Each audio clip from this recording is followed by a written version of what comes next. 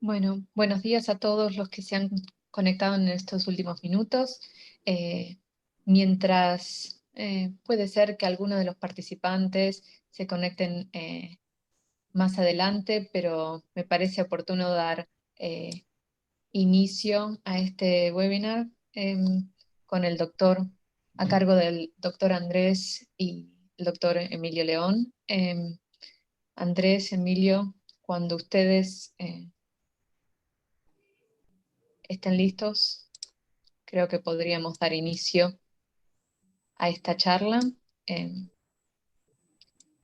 Ante todo, para todo el resto de los participantes, bueno, el doctor Andrés Pérez, el director del Centro para Salud Animal y Inocuidad Alimentaria de la Universidad de Minnesota, quien estuvo a cargo del webinar de inicio de este curso, va a compartir una charla con el doctor Emilio León, quien ha sido un colaborador a lo largo de todos estos años en nuestros programas de entrenamiento. Me voy a permitir hacer una breve introducción de Emilio. El doctor León es egresado de la Universidad de Buenos Aires. Posteriormente hizo su doctorado en la Universidad de Reading, en Reino Unido, en la década del 2000, y ha trabajado durante más de 35 años como investigador del Instituto Nacional de Tecnología Agropecuaria, INTA, en Argentina, fundamentalmente haciendo foco en el campo de la epidemiología. También es profesor asociado de la Cátedra de Epidemiología en la Facultad de Ciencias Veterinarias de la Universidad de Buenos Aires y ha sido consultor de la Organización Mundial de Sanidad Animal, específicamente en la evaluación de desempeño de los servicios veterinarios por más de 15 años. En este contexto, le doy la bienvenida a Andrés y a Emilio y les paso el micrófono para comenzar esta conversación que ojalá tenga muchos frutos como nosotros realmente hemos disfrutado el nivel de discusión de los participantes a lo largo de estas 3 semanas en el foro en temas tan complejos como la evaluación de los servicios veterinarios y el rol de la planificación estratégica. Espero que este webinar de fin permita concluir o abordar algunas de los tópicos de discusión que se generaron a partir de este curso. Andrés, te paso. Bueno, muchas gracias, Sol, y bienvenido, Emilio, y muchas gracias a todos los participantes. Esperemos que haya sido útil, que haya sido un buen inicio. Como comentábamos en el webinar de inicio del programa, esperamos que esto sea el inicio de próximas actividades el año que viene. Entonces no es el final del entrenamiento, sino que es el comienzo. Entonces, para finalizar esta primera etapa, pensamos que podíamos hacerlo con una charla con una persona que tiene muchísima experiencia trabajando en muchas de las cosas que vieron en el curso. Y para organizarnos, lo que pensamos es que vamos a empezar con una especie de conversación entre Emilio y mi persona, con algunas preguntas que esperamos estimulen la discusión. Entre tanto, si ustedes tienen ideas, preguntas, dudas, por favor incluyanla en el chat, así nos organizamos, vamos a tratar de mantenernos mudos de momento. Vemos cuánto tiempo nos queda en esta conversación, pero por favor, a medida que vayan teniendo dudas, vayan escribiéndolas en el chat para que podamos verlas y podamos considerarlo también. Bueno, antes que nada, un gusto tenerte Emilio, acá presente en esta charla con tu vasta experiencia trabajando en la OIE. ¿Hay algún comentario más que quieras hacer acerca de tu rol con la OIE, o tu trabajo, o tu experiencia antes de que comencemos con el día? No, primero quisiera yo agradecerles a ustedes por dejarme participar en este evento. En segundo lugar, solamente aclarar que mi rol, o sea, yo no soy ni nunca fui miembro de la OIE, sino que formo parte del grupo de, la OIE utiliza la palabra expertos en evaluación de los servicios veterinarios desde el principio. Esto es un proceso que comenzó en la OIE en el año 2006. Tiene una historia vinculada en gran medida a los brotes de influenza aviar y también la pandemia de influenza. Y todo eso trajo aparejado que los servicios veterinarios del mundo empezaran a solicitar apoyo financiero a organismos internacionales. Y estos organismos internacionales entonces solicitaran a la OIE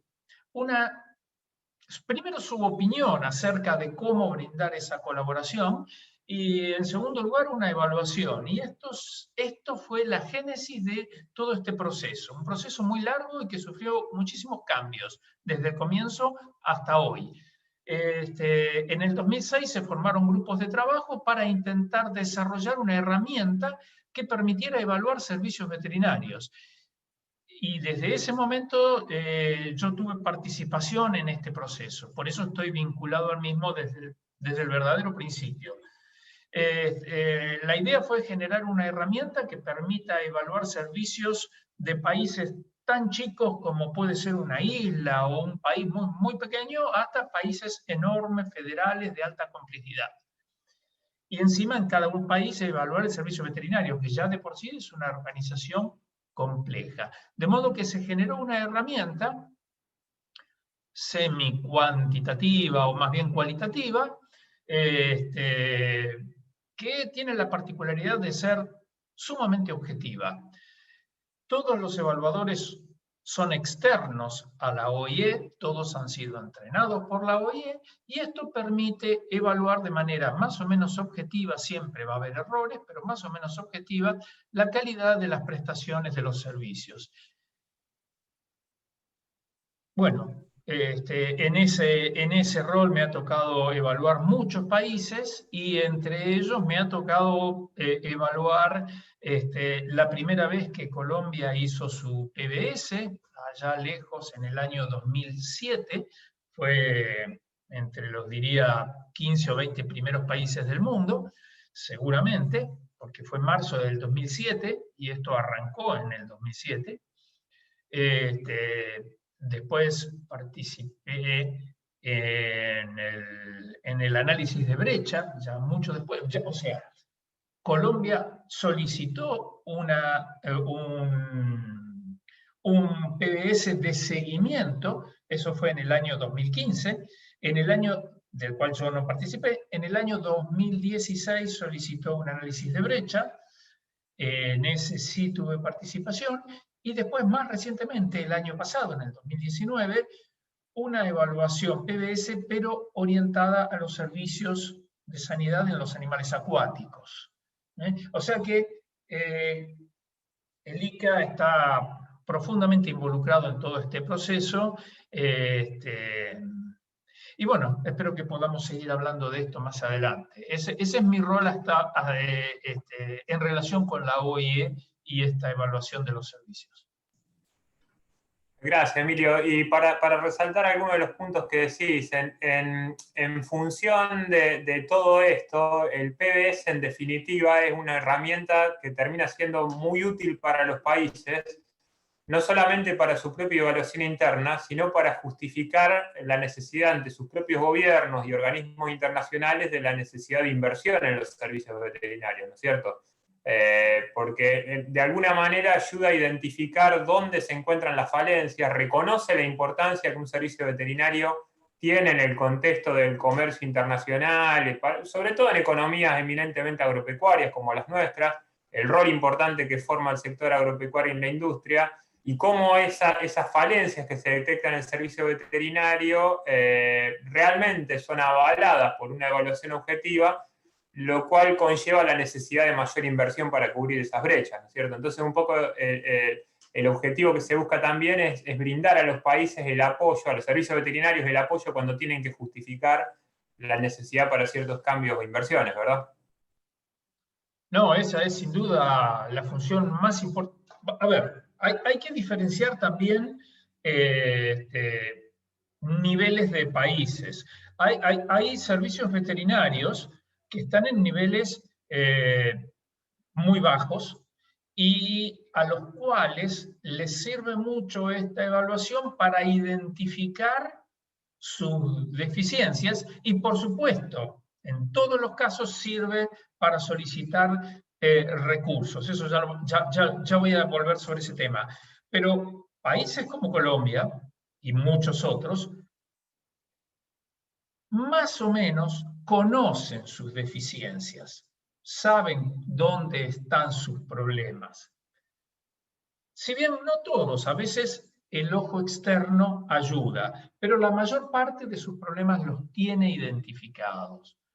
Pero siempre es extremadamente útil que una organización de referencia internacional en estos temas evalúe, haga el informe, y ese informe, que es un informe extenso, donde se remarcan las debilidades y las fortalezas también, es una herramienta de extrema utilidad para utilizar por parte del propio servicio, que es quien solicita la evaluación, para utilizarla, decía, para negociar con las autoridades internas o negociar con donantes internacionales, depende de la situación,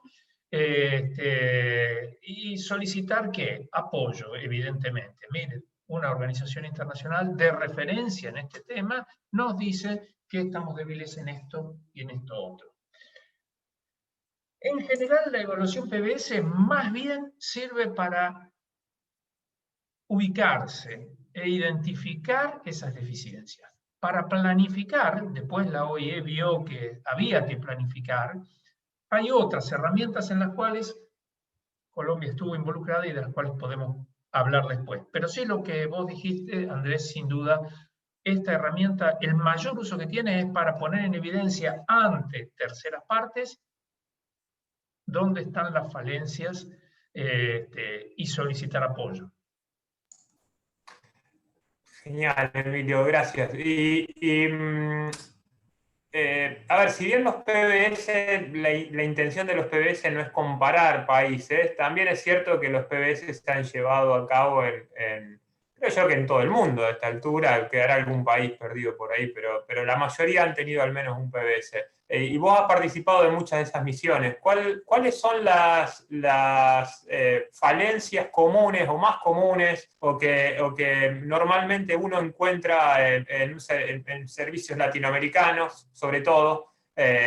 ¿Cuáles son las cosas que vos destacarías? No entrando en Colombia específicamente, pero entrando a lo mejor en las áreas comunes que requieren, que surgen típicamente como falencias, sobre todo en la región latinoamericana, ¿no? Sí, sí. Primero, enfatizo lo que vos dijiste, el objetivo, y esto la OIE lo enfatizó muchísimas veces, nunca fue comparar. No es intención en lo más mínimo comparar servicios veterinarios.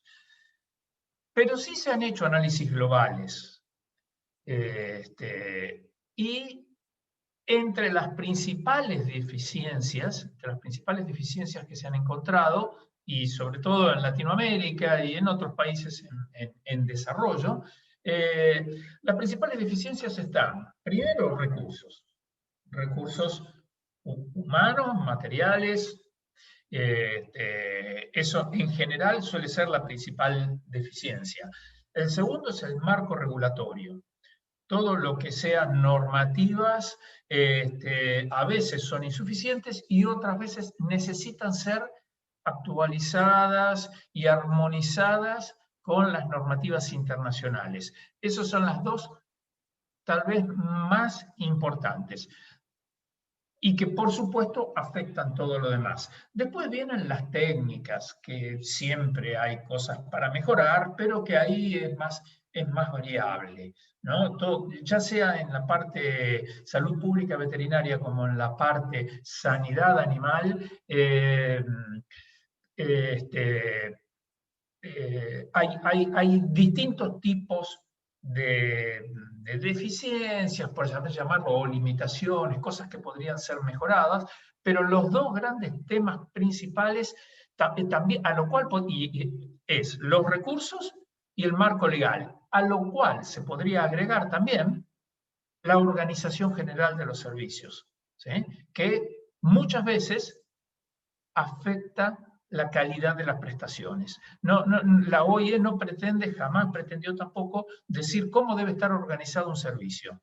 La cadena de mando, su división, su campo de acción. Algunos países tienen, como el caso de Colombia y muchísimos otros, la parte salud pública veterinaria, inspección de plantas de faena y todo, en organismos, en otras autoridades, como el Ministerio de Salud. Otros tienen todo en el Ministerio de Agricultura y bajo el dominio de la autoridad veterinaria, pero en eso no se mete la OIE para nada. Si funciona bien, funciona bien. Pero hay veces que la propia organización de los servicios veterinarios hace que la calidad se vea afectada, porque la cadena de mando no es correcta, no es clara, hay superposición de tareas, hay mucha inestabilidad, cambios frecuentes de autoridades, cambios frecuentes de estructura, que terminan confundiendo a los cuerpos técnicos y afectando la calidad del servicio. Yo diría que ahí están las tres principales deficiencias grandes: marco legal, recursos y organización general de los servicios. Ahora voy a volver un poco sobre eso, Emilio, pero moviendo un poco de tema en algo que me parece relacionado, y después vamos a hablar sobre la relación con lo que decís, pero ¿qué cambio ha significado para la OIE la relación con la Organización Mundial de Comercio a partir del SPS, ¿no es cierto? Y cómo eso ha impactado en el rol que tienen los servicios veterinarios dentro de sus propios países. ¿Qué cambio significativo que ha sido? Porque ya no es solo una cuestión veterinaria, sino en muchas situaciones pasó a ser casi una cuestión de Estado, ¿no es cierto? Algunos problemas relacionados con el servicio veterinario. No, sin duda, sin duda. Para los países que quieren exportar productos de origen animal, eso es crucial. El involucramiento o el rol de la OIE con la Organización Mundial de Comercio y con la Organización Mundial de la Salud. Y esto, vamos a decir una cosa anecdótica, pero que ilustra. La OIE se llamaba Organización Internacional de Epizootias. Hasta cambió su nombre para armonizarlo a la Organización Mundial de la Salud y a la Organización Mundial de Comercio. Y el rol de esas tres organizaciones en el comercio internacional de productos de origen animal es fundamental. Por eso también el gran interés que tiene la OIE, se puso claramente en evidencia que los servicios veterinarios eran los responsables de asegurar lo que el acuerdo SPS exigía a los países para poder comercializar, y eso exigía a la vez armonizar toda la normativa, y bueno, todo esto trajo de la mano este desarrollo tan grande y que ha producido un impacto muy grande, porque se nota en los países exportadores. De nuevo, repito, esto es importante destacarlo, en los países exportadores se nota una mejoría muy grande de los servicios veterinarios en los últimos 15 años. Y la evaluación PBS ha jugado un rol importantísimo en esto. Los países que no exportan han sufrido un progreso mucho más lento que los otros. Pero incluso, totalmente de acuerdo, pero incluso cuando uno dice exporta, también en el contexto de lo que es la OMC, se empiezan a cruzar exportaciones, porque de repente un país que no tiene una gran exportación agropecuaria, sí tiene alguna exportación de otro producto, y de repente por estos acuerdos en el contexto de la Organización Mundial del Comercio, tiene alguna diferencia con algún país importador, y ese país importador empieza a imponer sanciones en la parte agropecuaria en respuesta a eso, y todo se vuelve mucho más cruzado, ¿no es cierto? Entonces, a lo mejor algo que desde el punto de vista de salud animal no era tan relevante, en el contexto de las relaciones bilaterales entre los países, el comercio de otras commodities, bueno, termina impactando, a lo mejor un problema que comienza a ser de minería, termina siendo un problema de salud animal sin siquiera sepamos cómo, ¿no es cierto? No, sí, eso sí, sin ninguna duda que es así. Hay ejemplos, hay países que se han visto afectados simplemente no por tener una enfermedad, sino porque las tengan sus vecinos. Hay situaciones que han puesto en riesgo o que han afectado tremendamente el comercio internacional. Estoy pensando en la BCE, por ejemplo, por formas de alimentar a los animales. Y no sabemos cómo va a seguir esto. La pandemia que estamos viviendo puede ser otro ejemplo en este sentido. Hay infinidad de cosas que sí, hoy afectan al mundo globalizado sin ninguna duda. Así que el rol que tienen los países, aunque no exporten, en todo lo que sea calidad alimenticia, es importantísimo.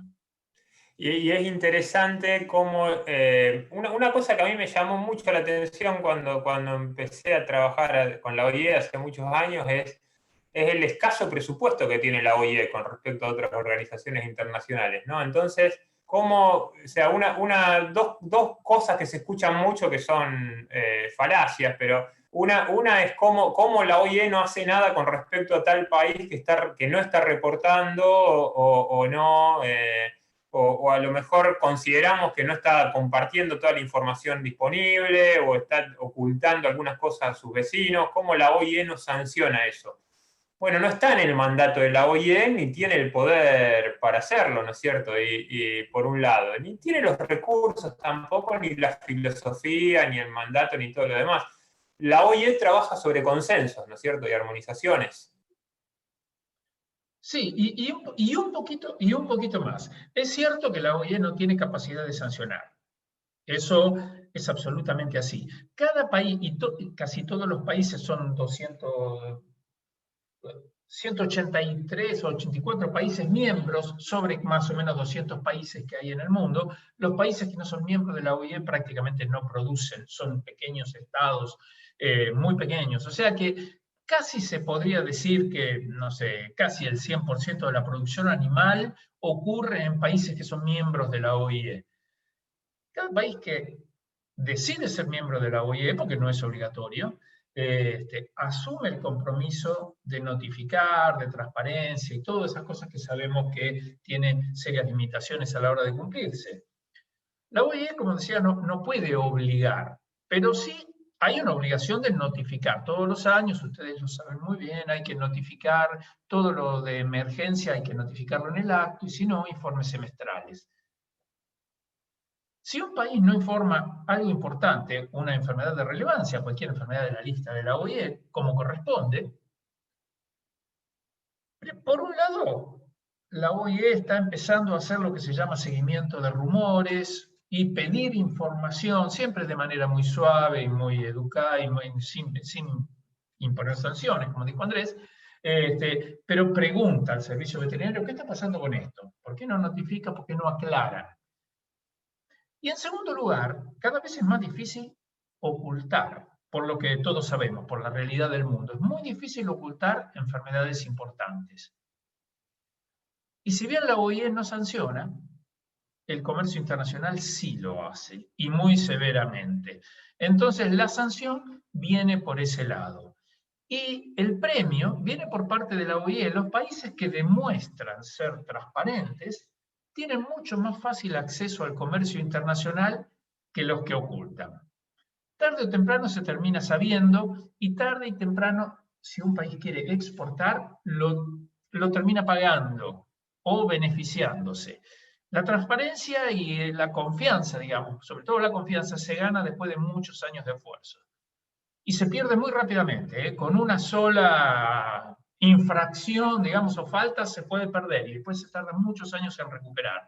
De manera que aquellos países que quieren exportar tienen que tener presente esto. La sanción no va a venir como un palo directo de la OIE, pero sí viene a través de los clientes. Absolutamente. En ese sentido, qué importante también son los principios de transparencia, de equivalencia, o sea, cómo las reglas para facilitar esas actividades trataron de armonizarse y trataron de dar herramientas a los países, ¿no? Más allá de, o sea, tratando de salir, es súper interesante porque en lugar de buscar una normativa única para todos los países, lo que se trata es de dar herramientas para los cuales, a través de las cuales los países pueden demostrar y avalar que el comercio de ciertas mercancías es seguro y de esa manera facilitar el comercio internacional. ¿Qué cambio que ha sido al respecto también en los últimos 30, 40 años, ¿no es cierto? No, sí, eso fue tremendo. Recién a fines muy poquito antes del año 2000, ahora no tengo exactamente la memoria qué año fue, los códigos de la OIE incluyeron los principios que deben cumplir los servicios veterinarios para ser de calidad. Es una lista de 10 o 12 principios entre los cuales está, obviamente, la transparencia.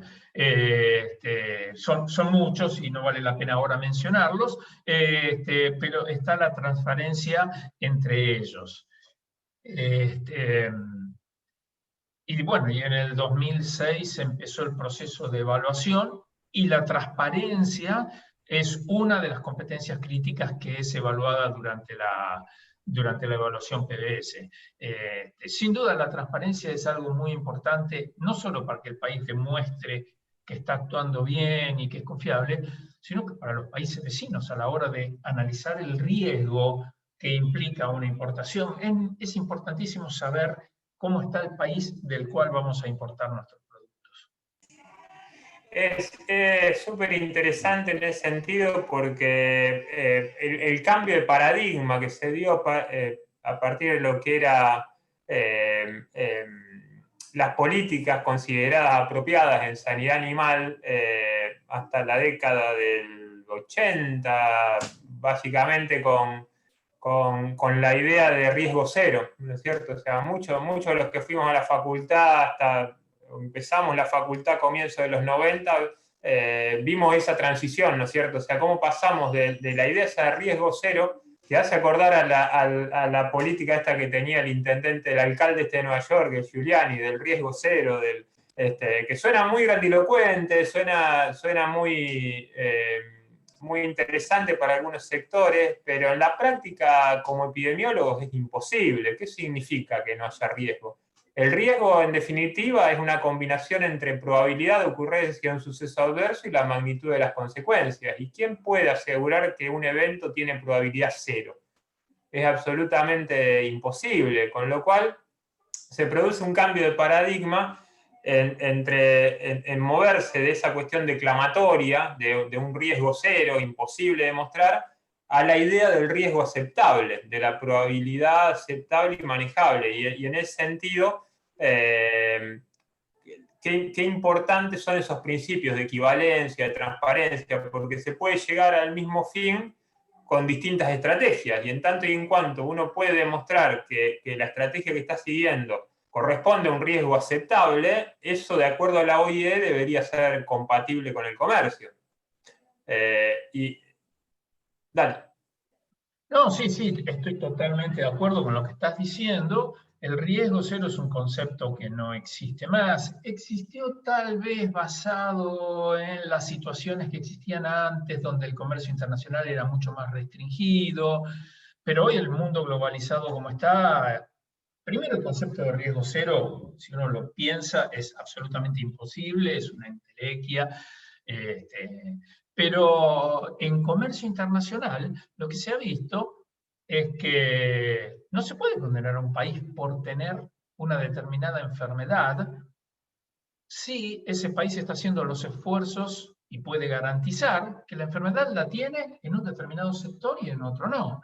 Por eso la OIE ha puesto un montón, ha sugerido, porque son todas sugerencias, ¿no?, estrategias para eso. Primero está el análisis de riesgo que permite evaluar dónde hay riesgo y dónde no. Pero después hay muchas otras herramientas que, por ejemplo, la zonificación para tener zonas con diferentes estatus, que Colombia conoce tal vez mejor que ningún otro país del mundo, la compartimentación para tener establecimientos con medidas de bioseguridad que puedan garantizar que un establecimiento está libre de una enfermedad, aunque el país no lo esté. Después están todas las certificaciones que pueden hacer los servicios veterinarios.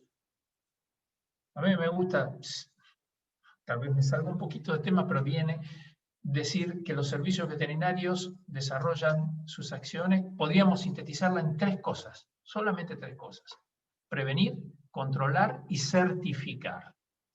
Eso es lo que hacen los servicios veterinarios. Prevenir las enfermedades que no tienen, controlar las enfermedades que tienen y certificar. Certificar en este caso sería demostrar que un producto cumple con las garantías que pide el importador. Y esto va tanto a residuos como a enfermedades transmisibles y a muchas otras cosas. Y volviendo al tema del riesgo, que es lo que me recordó esto, si un país puede certificar con cumpliendo los requisitos técnicos necesarios que sus productos van libres de cierta enfermedad, aunque la enfermedad esté en el país o en el país vecino, o sea que no hay un riesgo cero o un riesgo insignificante siquiera, pero sí lo hay en el producto que va a exportar, bueno, ese paso el comercio tiene que aceptarlo. Y esto lo considera y lo contempla la Organización Mundial de Comercio a través del Acuerdo de Medidas Sanitarias y Fitosanitarias, y lo contempla la OIE también. Exactamente, claro. Y incluso saliendo ahora un poco de lo que es el comercio internacional, en definitiva, cuando nosotros tomamos decisiones a nivel poblacional y cuando un servicio veterinario toma decisiones a nivel poblacional, en definitiva estamos administrando riesgo. Siempre estamos administrando riesgo, siempre estamos manejándonos con probabilidades. La probabilidad de que un animal esté enfermo, la probabilidad de que un hato esté infectado, la probabilidad de que lo detecte, la probabilidad de que al detectarlo lleve a cabo una acción efectiva para prevenir la diseminación, la probabilidad de que mi regionalización sea efectiva en la transmisión. Siempre, en definitiva, estoy intentando medir las probabilidades y manejar ese riesgo de una manera que pueda llevarlo a un lugar exitoso, ¿no es cierto? Sin duda que esto es así. Ahora, no está totalmente claro o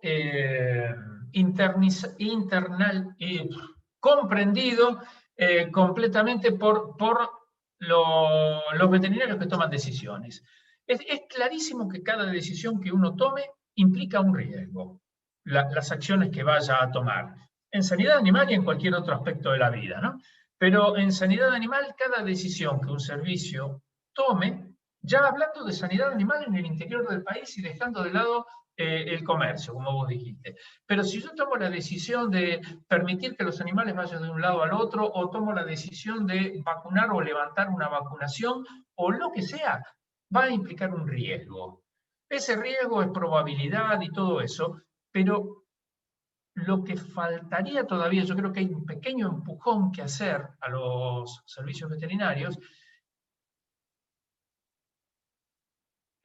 está vinculado al hecho de que ese riesgo puede ser medido. Y eso no se hace tanto. Si la gente, si los profesionales que toman las decisiones de salud se acostumbraran a medir el riesgo, para lo cual hacen falta datos, ¿no? No es fácil lo que estoy diciendo, pero el riesgo se puede evaluar y se puede medir. Incluso el impacto de las medidas que vamos a tomar también se puede medir en términos de probabilidad o de riesgo, mejor dicho, y eso ayudaría muchísimo a la toma de decisiones. Tomar la decisión más adecuada a cada circunstancia en función, incluso se pueden poner los costos. Entonces, en función de los costos y de los riesgos que implica, tomar las decisiones más adecuadas.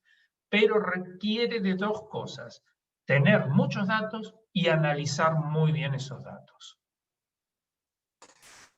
Claro, exactamente. Y después, en función de esa evaluación inicial, donde, como vos decías, primero se define el problema, después se recolectan los datos para medirlo, se plantea el escenario actual, y a partir de ahí se empiezan a imaginar intervenciones que pueden modificar esa realidad actual. Y cómo esas intervenciones uno espera que afecte ese riesgo, afecte esa probabilidad, pero que también tiene una probabilidad de falla, ¿no es cierto? Cuando vos nombrabas, coincido totalmente que Colombia ha sido nombrado como el ejemplo, uno de los países que tomó más ventaja de la idea de la zonificación, sobre todo para lo que fue Aftosa, ¿no es cierto? Pero incluso si miramos rápidamente ese ejemplo, cuando se plantea el Chocó como libre, inicialmente, libre sin vacunación, y bueno, primero con vacunación, después se va avanzando, se va corriendo la frontera, hay siempre un riesgo. Hay un riesgo de que no haya una detección adecuada, hay un riesgo de un ingreso ilegal. Como las zonas libres empiezan a tener una posibilidad de exportación, hay un precio diferencial para los animales, con lo cual empieza a ser más atractivo mover animales en forma ilegal hacia esa zona para poder comercializarlo a otro precio. Hay siempre un riesgo en todas las medidas que tomamos. Y cuando diseñamos, por ejemplo, nuestro sistema de vigilancia, en definitiva, estamos intentando medir todos esos riesgos. Una cosa súper interesante es cuando uno quiere probar el libre de enfermedad, ¿no es cierto? O sea, cuando vos querés probar el libre de enfermedad, ¿hacemos un muestreo al azar o hacemos un muestreo dirigido al riesgo? Y no es una respuesta fácil tampoco, porque cómo se determina ese riesgo y cómo se orientan los recursos, y qué se gana y qué se pierde al ir un lado y el otro, ¿no es cierto? Entonces, es interesante cómo la idea del riesgo trasciende el comercio, a pesar de que la OIE hace mucho énfasis en el comercio, pero trasciende totalmente el comercio. O sea, cuando uno está diseñando su plan de control, su plan de prevención, su sistema de vigilancia, su zonificación, en definitiva, está trabajando con esas ideas, con los conceptos de riesgo, ¿no es cierto? No, sí, totalmente.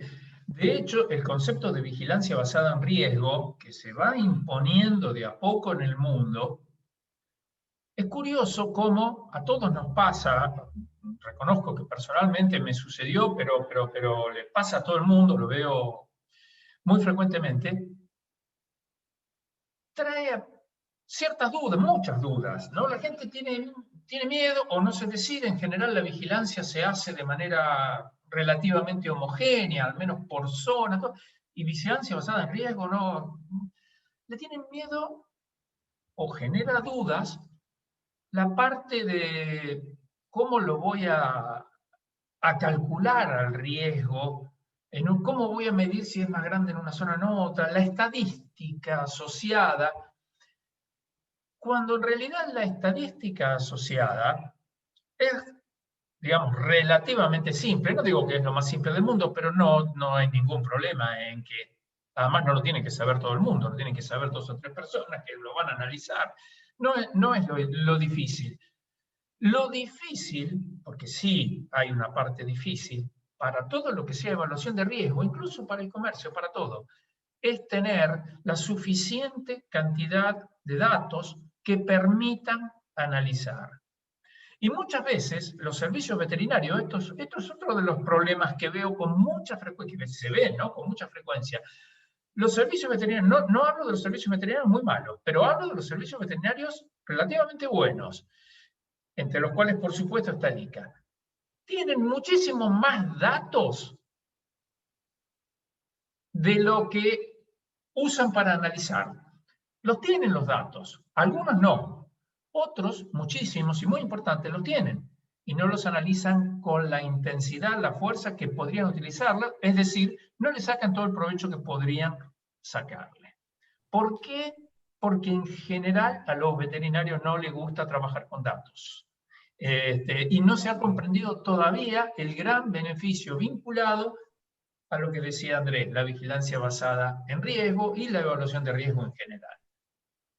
Es interesante en el sentido, Emilio, cómo la carrera tampoco nos prepara, porque hay un montón de cuestiones que aprendemos en la carrera de médico veterinario que están demasiado orientados a lo clínico, demasiado orientado al paciente individual y no tanto a la medicina poblacional.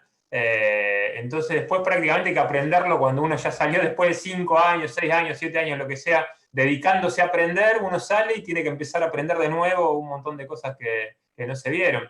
En relación a eso que comentabas, sí, bueno, a ver, creo que podríamos seguir charlando de esto por horas. Me parece que estamos acercándonos al final. Simplemente para dar un cierre a lo que vos comentabas, Emilio, de los datos, y volver al PBS con eso. Una de las áreas que la OIE va a estar priorizando en el futuro es las asociaciones público-privadas, que en Latinoamérica han funcionado relativamente bien comparado con otros lugares del mundo. Hay algunos lugares del mundo que están muy, muy atrasados al respecto.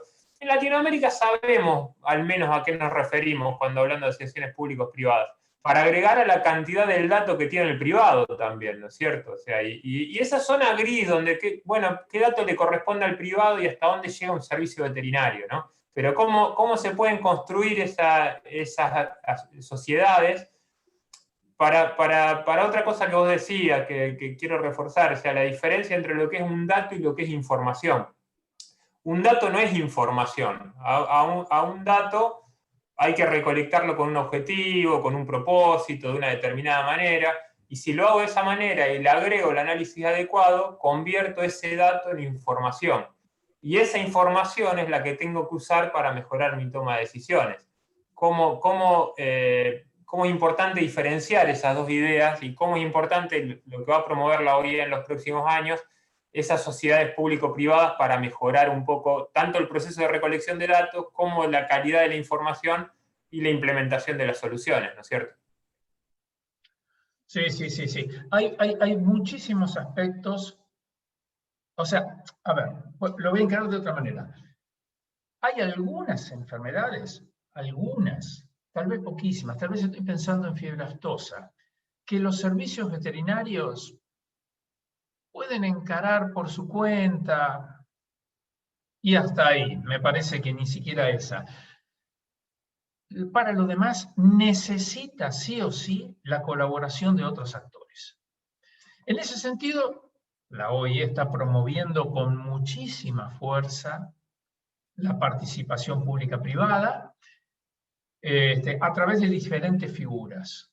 Una es la delegación de actividades, delegación, autorización o como se quiera llamar en cada país, que esto se puede hacer tanto como a veterinarios privados, lo vemos en los programas de brucelosis y tuberculosis, por ejemplo, sin la participación de veterinarios privados debidamente acreditados, no se podría llevar a cabo, porque un servicio veterinario no puede inspeccionar 50.000 establecimientos, ir a tomar muestras o ir a hacer tuberculinización. Lo tiene que hacer un privado, pero debe ser controlado por el servicio veterinario. La delegación a laboratorios privados, eso es importantísimo. Tampoco es lógico que un servicio veterinario pretenda tener 2 o 3 laboratorios que hagan todos. La rutina la pueden hacer los privados, para ellos es negocio, es delegación, es actividad, es progreso, y para el servicio veterinario se tiene que dedicar a auditar esos laboratorios privados.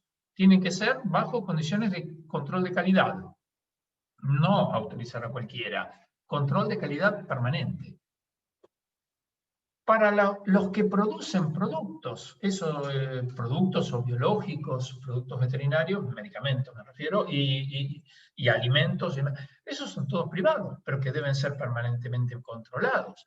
Incluso, en este caso a Colombia lo excede, no es al ICA, pero sí al INVIMA, delegar la inspección sanitaria en el proceso ante y post-mortem. Toda esa inspección podría ser delegada a manos privadas, siempre y cuando el INVIMA tenga la facultad y la potestad de auditar todo lo que sea necesario cuando corresponda. Entonces, sí, la figura de la asociación pública-privada es algo que se impone. Los servicios veterinarios no pueden trabajar por su cuenta, y esto amplía enormemente la cantidad de datos que se pueden recibir. Cada laboratorio, bueno, obviamente un laboratorio acreditado tiene la obligación de informar todos sus datos, los veterinarios privados autorizados lo mismo. Esto amplía enormemente el campo de acción de los servicios veterinarios, la participación privada, que en Sudamérica es cierto que se ha impuesto un poco gracias a la fiebre, digamos, entre comillas, ¿no? A la fiebre aftosa, la lucha contra la fiebre aftosa. Pero que tiene que ir mucho más allá. Todavía no ha alcanzado los niveles, no se ha explotado en todo su potencial, porque todavía no hay la suficiente, dirían los países latinos, ¿no? La suficiente confianza entre lo público y lo privado. Se ven como antagónicos y eso es algo malísimo para el progreso. Creo que debe ser cambiado sustancialmente y que ambas partes deben cumplir y comprender cuál es el rol que le compete a cada uno de los otros. Excelente, Emilio. Bueno, muchísimas gracias por todas estas reflexiones. Quiero pasarle, Sol, creo que en este punto sería interesante preguntar específicamente si alguno de los participantes tiene alguna pregunta en comentario antes de dar oportunidad a los directivos del ICA de dar cierre al webinar. Sí, perfecto, Andrés. Muchas gracias. Muchas gracias, Emilio y Andrés, por esta charla. Ha sido muy interesante y me parece que han tocado los puntos claves de la discusión y de todo el material que los participantes han revisto y han consumido a lo largo de estas últimas 3 semanas, así que me parece que ha sido más que pertinente. He invitado a los participantes a través del chat a compartir sus comentarios o preguntas. Por favor, no sean tímidos. Yo sé que para todos es 23 de diciembre. Esto está culminando, el 2020 va a terminar eventualmente. Así que, y si no es por escrito, creo que ahora podemos abrir el micrófono si alguien tiene algún comentario en especial. Bueno, acá veo que el doctor Juan Rojas ha compartido un comentario referido a, la pregunta sería, ¿por qué ustedes creen que en Sudamérica no se ha podido trabajar mejor, o digamos, que las asociaciones público-privadas hayan tenido más éxito? Es un poco ligado al último comentario que vos hiciste, Andrés. No sé si hay algo más para expandir en esto. Primero, antes que nada, no sé si estoy tan de acuerdo. Siempre es comparado con qué, ¿no es cierto? Yo creo que, por ejemplo, ahora y en los últimos, te diría, 10, 15 años, había unos progresos tremendos en cuanto a las asociaciones público-privadas comparado a lo que era 30 años, 40 años atrás en la misma región. Es cierto lo que comentaba Emilio sobre el final, que siempre está esa resistencia, siempre está esa como cosa en la falta de comunicación. Y eso se debe, para responder en parte a tu pregunta, se debe a que son 2 roles distintos, son 2 funciones distintas. En parte el servicio público está ahí para cumplir el rol de policía sanitario. Y un poco tiene que desconfiar del privado. Y el privado está ahí para hacer negocios. Entonces hay un conflicto que tiene que existir y está bien, porque si no estaría ese conflicto, alguno de los dos no estaría haciendo bien su trabajo. Igualmente yo creo que en los últimos 15 años, 20, no sé cuánto, se ha progresado muchísimo y hay algunos ejemplos súper notorios. En Colombia mismo, con lo que fue toda la administración de la campaña de fiebre aftosa, fue un cambio muy grande en Colombia cuando el sector público y el privado se juntaron y empezaron a trabajar juntos en la campaña de vacunación. Con respecto a lo que era la endemicidad de la enfermedad, a pasar a posibilitar las estrategias de zonificación. Hay otros países, por ejemplo, Paraguay, prácticamente toda la campaña de control de fiebre aftosa estuvo financiada por la industria privada. Hay muchos ejemplos muy buenos. En otras regiones, en África, en Asia, eso ni siquiera se entiende, ni siquiera se discute. Es mucho, mucho más complicado. Entonces yo creo que hay que ser optimista, creo que ha habido mucho progreso. Hay que, lo que decía Emilio al final, la confianza es algo que cuesta muchísimo construirlo, cuesta mucho, mucho tiempo. Entonces, yo recuerdo, por ejemplo, algún ejemplo bueno, no vamos a nombrar el país, pero Emilio seguro que lo conoce, algunos ejemplos con Aushesky, en un país sudamericano donde en un momento se quiso introducir una vacuna, la vacuna causó brotes, la industria empujaba mucho para el ingreso de la vacuna, finalmente se introdujo de una forma ilegal, eso causó brotes, el servicio veterinario quedó en una posición difícil. Bueno, reconstruir ese tipo de cosas cuesta muchísimo. Pasó cosas parecidas en algunos países con la RB51 de brucelosis. Eso cuesta mucho. Una vez que uno arranca con un mal camino y se contrapone el interés económico con la función de servicio público, cuesta mucho romperlo. Y bueno, y se destruye esa confianza, se destruye con alguna persona que hace algo indebido del sector privado o alguien en el sector público que no entiende ciertas cuestiones y toma medidas muy drásticas. Y se termina rompiendo esa relación. Ese ha sido un problema a través de los años. No sé, Emilio, si hay algo... aquí hay algún comentario. Sí, la sanidad agropecuaria es solo una, sin entrar en conflicto, y estoy de acuerdo que hemos progresado con los gremios. La sanidad, totalmente de acuerdo, la sanidad es solo una. Y todos queremos, no hay nadie que no quiera la sanidad animal, hoy no hay nadie que dentro de lo que es el funcionamiento de un país trabaje en contra de eso. Todo el mundo cree que está trabajando en función de eso. Un laboratorio que produce vacunas cree que está trabajando en mejorar la sanidad a través de la vacuna. Un laboratorio que produce antibióticos cree que está trabajando en mejorar la sanidad a través de los antibióticos. El sector público cree que está custodiando la sanidad a partir de tomar ciertas medidas. Los ganaderos quieren animales sanos porque van a producir más. Todo el mundo quiere la sanidad pública, la sanidad animal. El problema es que hay veces que hay algunos intereses individuales que compiten entre sí. Entonces, el que cree que la va a mejorar a través de un antibiótico, quizás compite con el que cree que la va a mejorar a través de una vacuna.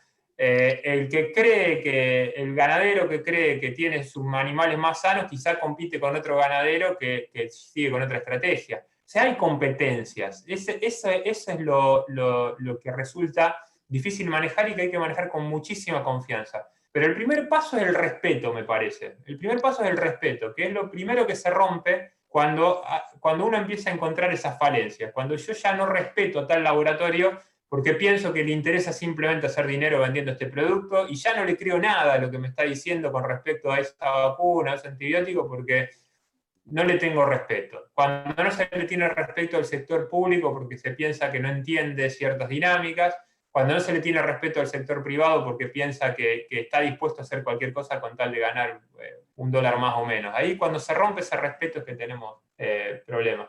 Emilio, ¿algo más que quieras agregar? Hay otro comentario acá. Sí. Antes quisiera, vi ahí un comentario interesante ahí. Quisiera decir que en todo lo que es participación pública-privada, los organismos oficiales, en este caso la autoridad veterinaria, tienen una responsabilidad un poquito más grande que los privados. Son la policía.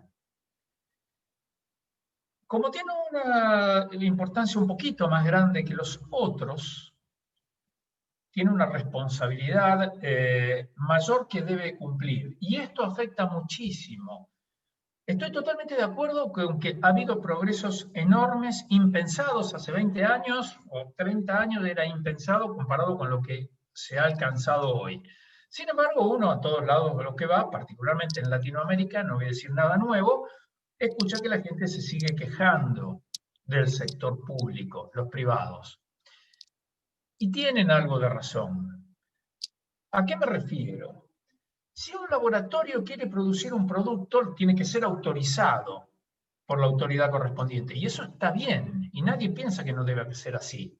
Ahora, si el trámite tarda un año en vez de tardar 2 meses, ahí comienzan los problemas. Si alguien hace una notificación, tengo una sospecha de algo, y tardan 2 semanas en llegar, y cuando llega tardan un mes en responderle para confirmar o no el caso, o si les tienen que sacrificar los animales no le pagan compensación, o cosas por el estilo, eso atenta contra que el privado vaya a pedir el apoyo del público. O sea, el sector, con esto quiero decir que el sector público tiene que comprometerse y actuar de manera muy responsable y eficaz para que el privado se convenza que le conviene trabajar con el sector público. Ahora, si el sector público no puede responder, y eso nos pasa en el sector público en Latinoamérica muchas veces, está la competencia, está la buena voluntad, pero no tenemos los recursos, y estamos limitados por eso, no podemos responder y el mecanismo empieza a fallar también por eso. En países donde se trabaja muy bien es porque el sector público tiene las condiciones, marco legal, recursos y conocimientos para responder rápidamente. Entonces el sector privado siente que le conviene, ¿sí? A nosotros un poco de eso nos falla. Y después Para agregar a eso, Emilio, y responder un poco la pregunta que está aquí en el... Sí, Andrés. Sí, Sol, creo que tuvimos un corte, pero dale. Perdón, no, un solo comentario. Había también, creo que el doctor Andrés Felipe Osejo había marcado una mano como para hacer un comentario. No sé si era en relación a esto o con respecto a otra cosa, pero no quiero perder la oportunidad de darle el micrófono a él. Hola, buenos días a todos. ¿Me escuchan? Perfectamente. ¿Sí? Hola, ¿cómo van? No, pues primero que todo, pues hablar en el nombre de la sugerencia, el doctor Araujo, que creo que no nos acompaña en esta reunión, pues darle las gracias por todas las actividades que se han planteado en el curso, que han sido muy buenas y entre los compañeros hay muy buenos comentarios de las actividades que hemos realizado.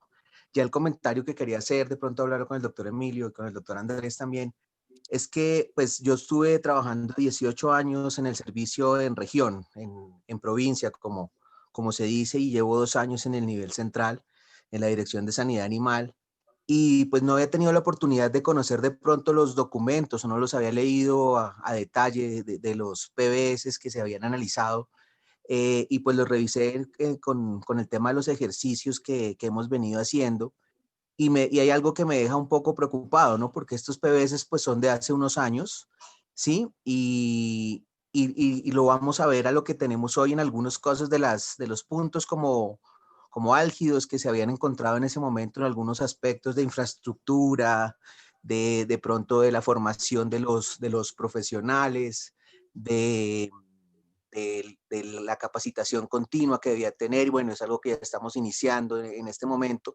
pero es algo como que no se ve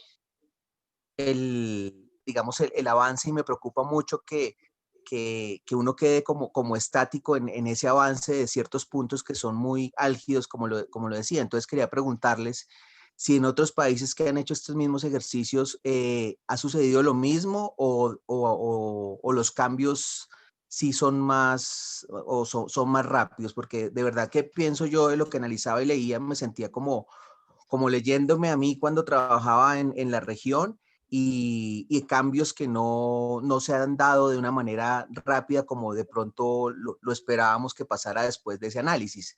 Yo sé que esto hay muchos factores que que llevarían a que esos cambios se den un poco más rápido, pero pues muchos son temas económicos y de poder cubrir otras necesidades que de pronto no se enfocan hacia las que se deben cubrir.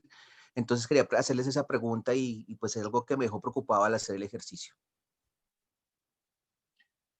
Es muy buena la pregunta, es excelente y preocupa mucho. A ver, todo el PBS, todo el proceso PBS ha sido financiado por donantes, distintos tipos de donantes. Algunos son organizaciones internacionales, como la FAO o la Organización Mundial del Comercio, y otros son países que han donado mucho, y otras son empresas.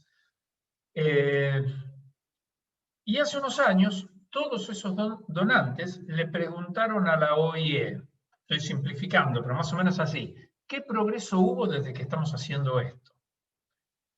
Bueno, se hicieron muchos estudios al respecto, considerando esos países donde se hizo un PBS y a los 5, 6, 7 años se volvió a hacer lo que se llama el PBS de seguimiento, para evaluar el progreso en ese intervalo de tiempo.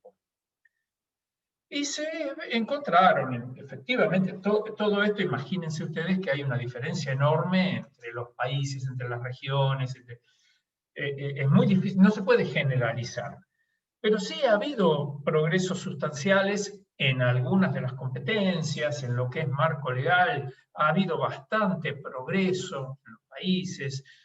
En recursos, en algunos ha habido progresos importantes, en otros no tanto. Y cuando va al país de uno, eso lo tiene que analizar el país de uno en particular, ¿no? Yo estoy hablando de lo que pasó en general, estuve en el seminario, participé de ese seminario en el cual se analizaron estos progresos, pero siempre se analiza en forma global y jamás se hace referencia a un país, todo es anónimo, porque toda la información que surge del PBS es confidencial, a menos que el país lo quiera hacer público. Pero yendo al país sí sería un excelente ejercicio que ustedes analizaran el grado de progreso.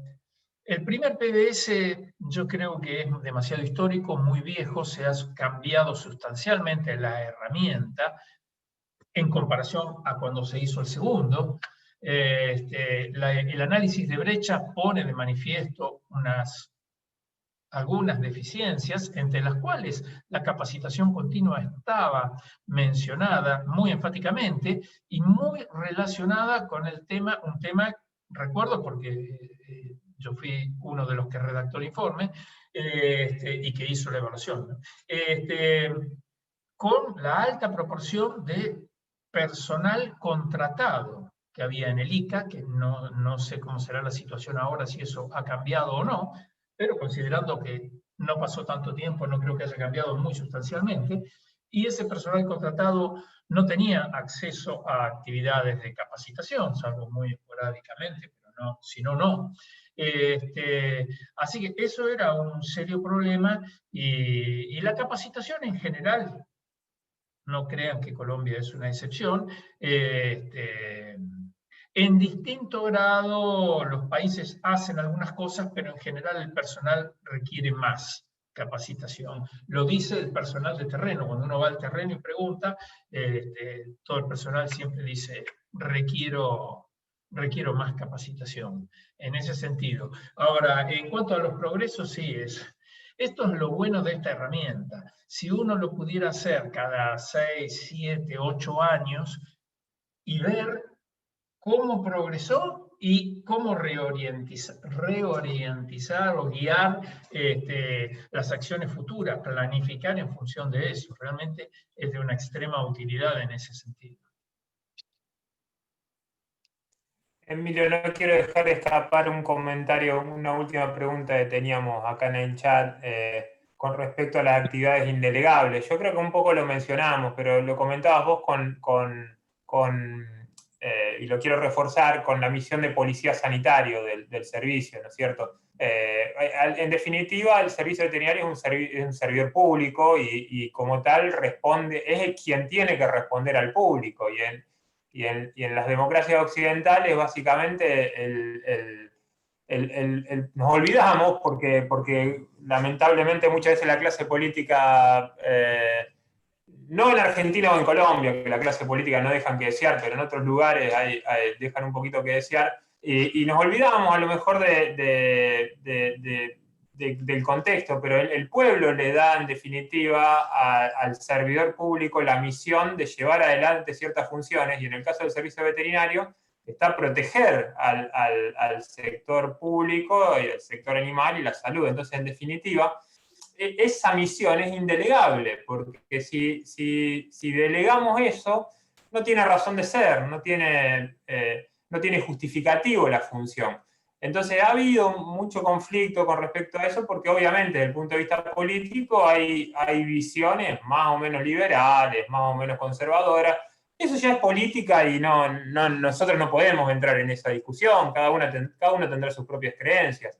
Pero la función en sí es indelegable. El hecho de que el servicio veterinario está ahí para proteger la salud animal, si lo queramos mirar en chiquito, y la salud pública, la salud como un todo, si lo queremos mirar en grande, es totalmente indelegable. Ese es el punto, me parece a mí, indelegable, que se relaciona con esa función de policía sanitaria que hablábamos antes. Sí, y agregando a eso todo lo que sea certificación, que en definitiva está vinculado a lo que decía Andrés, todo lo que es certificación es absolutamente indelegable. Y certificación internacional, muchísimo más. Cuando los países exportan, el certificado es hecho por la autoridad veterinaria oficial y no se acepta. Certificados privados no tienen ningún valor. Y certificados dentro del país, lo mismo. Cuando va el sellito de calidad puesto, este producto es inocuo, lo pone el servicio oficial y eso es indelegable. Después los laboratorios, las actividades, siempre que sean auditadas, puede ser delegado. Pero la última palabra en materia de certificación la tiene el servicio oficial.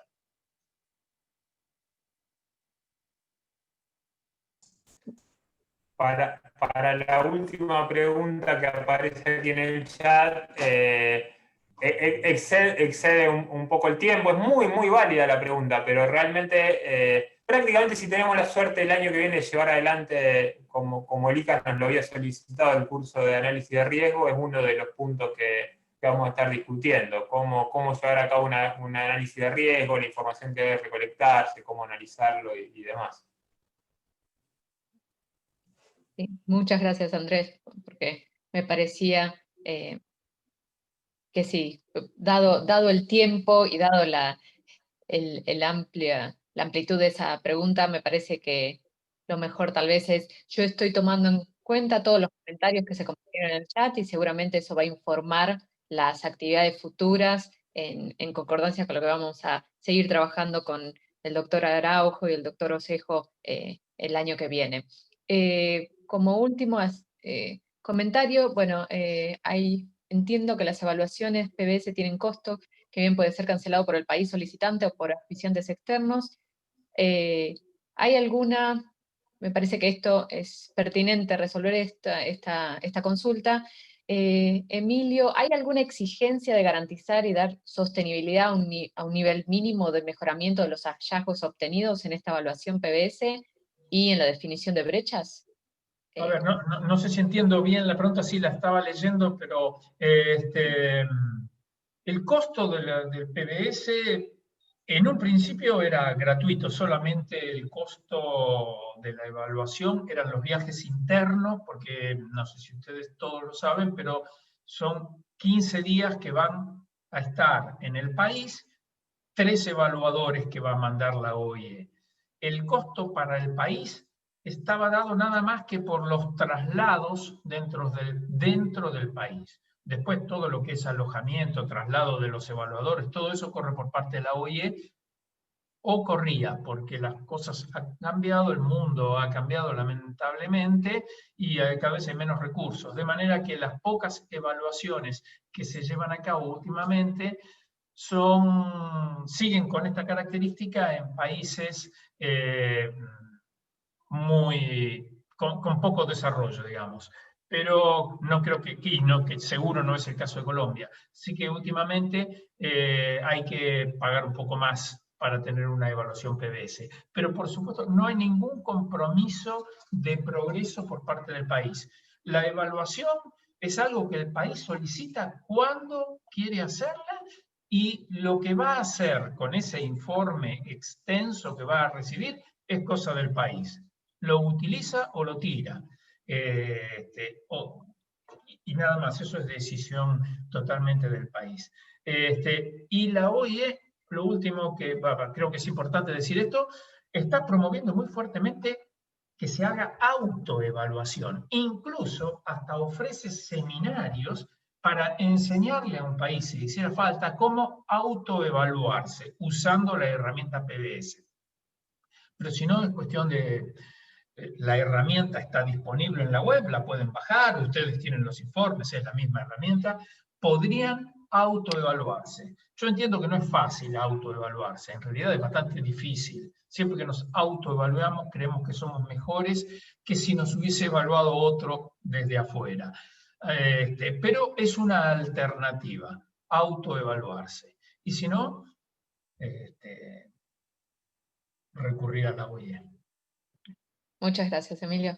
Bueno, y me parece que siendo, sí, 15 pasadas las 9 en Minnesota, 10 pasadas las 9 en Colombia y ya al mediodía en Argentina, me parece que podemos dar cierre a este seminario.